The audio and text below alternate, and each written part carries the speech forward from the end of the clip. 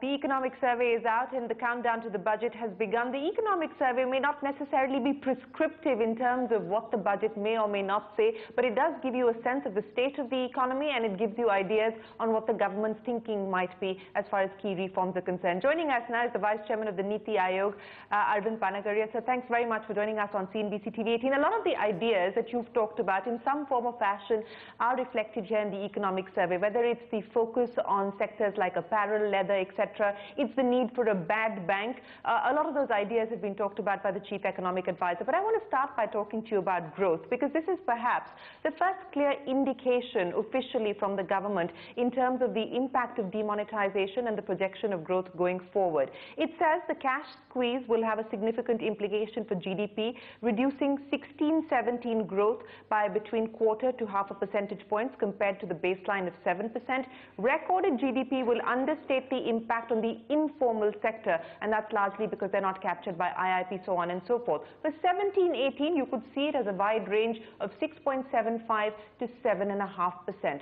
Do you believe that we could attempt the higher end of that range, or perhaps, given the domestic as well as the global uncertainties, the lower end of the range? By nature, I'm an optimist, so I will lean on the higher side of it. If you feel that this range is a little too wide, personally, I would narrow it down to 7 to 7.5%. Okay. And maybe on the higher side of it, with higher probability of getting to 7.5%. Yes. Okay. But, specifically when we talk about the impact of demonetization, and the CA has actually put down a table in terms of the impact of demonetization and the subsequent recovery. Now, he suggests that faster remonetization will be the key to aiding a recovery as far as the economy is concerned, but he also suggests several other things. For instance, reducing tax rates, stamp duties, an improved tax system, and also promoting greater income declaration, dispelling fears of an overzealous tax administration. How much of that can we realistically now expect the government to take forward by way of the budget, at least as far as rationalizing taxes and cutting tax rates itself is concerned? Right. Well, I think this is something we'll find out tomorrow, how far we go. But just to address the growth issue, remember that we were actually already growing between 7 and 8%, well, 7.6 we had grown. And now remonetization is substantially accomplished, and so going forward for 17-18, if one is to interpret what you have just read out to mean that somehow without these steps we will not get to, let's say, 7.5, I personally think that's too pessimistic. Okay. It's not a statement that we shouldn't do the things that you have read out. I think these are all eminently sensible things to do, which we should do. But I just want to clarify that the 7.5% growth is not contingent. Yes. Okay. Let me then ask you about the fiscal roadmap. We've got the FRBM panel, which has submitted its recommendations. The report is not public. What the CA says in the economic survey is that good fiscal performance by states should be incentivized to keep the overall fiscal performance on track, and the center should take the lead in sound fiscal management. Now, given the context of what we're talking about, the need for stimulus and so on and so forth, should the government perhaps take the liberty of finding itself some wriggle room from that 3% fiscal deficit target? The way I would put it is that the credibility that we have acquired has been very hard fought. This government, in very at a time when it was very difficult to actually continuously bring down deficit, even given the original inheritance, has done a remarkable job of coming down to 3.5 already. So stick to the path of fiscal consolidation. Is that the NITI Aayog's message? Well, largely. I mean, if you deviate by 1.2 percentage points, that's not. I mean, heavens are not going to fall on that.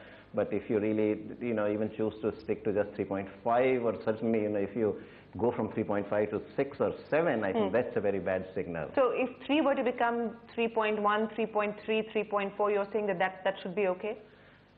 I mean, up to 3.2, I see no red flags. Then, as you go progressively higher and higher, red flags begin to... so your comfort level would be till about 3.2? If we can do 3.2 or so, that will be good. Okay. But If we do 3, that's very good. But I mean, largely, I think, in spirit, if not necessarily in letter, we ought to stay with the consolidation path, because it's been a hard-fought battle, and really nothing too much has changed. I mean, demonetization, right? I mean, demonetization certainly is a factor which, or based on which you could argue that we need to give some stimulus. But on the whole, I think we are coming out of it. Is my sense of where the numbers are now. The sense that we're also getting at this point, and this is the buzz that we pick up from government sources, is that this is likely to be a pro-poor budget. What should that mean? I mean, would you agree? Yes, larger focus on irrigation, the rural economy, the agriculture sector. That, of course, is a given. But how should we interpret pro-poor budget and what that could imply? Well, I think this is a path we have traveled before. So if you look at last year's budget, for instance, that was pro-poor and it was pro-farmer. And in very much it's a very similar spirit, I would expect this budget also to be pro-poor, pro-farmer. And all the good things that you mentioned, including, so also proper allocations for NREGA, proper allocations for PDS, and then, of course, farmer-related expenses. But if you're talking about farmer-related expenses, if I were to take out a page from the manifestos that, for instance, even the BJP has put out, the UP manifesto, where it talks about farm loan waivers, do you think that is an idea that the government should at all attempt to take forward, or perhaps subvention for rural credit is the better way forward? Certainly between those two options, I'll go for subvention rather than loan forgiveness. But that's a political call also to some degree. So, that's not what I had in mind when I said pro-farmer. What I had in mind was, investment in irrigation, investment in other safety nets. Obviously the insurance, farm insurance that the government has introduced. Likewise, various access to credit, access to fertilizer, access to water, all sorts of inputs, basically. So those are the kinds of things I had in mind. So the NITI Aayog would not recommend loan forgiveness, as you called it? Well, but you did go on to say that finally it will be a political call. Well, to some degree, I think the loan forgiveness tends to be a political call, naturally. Okay. Since we're talking about loan forgiveness, I also want to talk to you about something that you spoke with me about when we last had our conversation, and that was the idea that you said you wanted the government to take note of, which was the idea of a bad bank. It has appeared in the economic survey in a perhaps a different avatar, where the survey suggests setting up of a centralized public sector asset rehabilitation agency. The agency will look after the largest, most difficult cases and make politically tough decisions to reduce debt. So in a sense, will this mirror what you were recommending in terms of a bad bank? And there is an acknowledgement today from the survey as well as from the chief economic advisor that so far the steps that have been taken to reduce NPAs haven't worked. We now need out-of-the-box ideas. Yeah.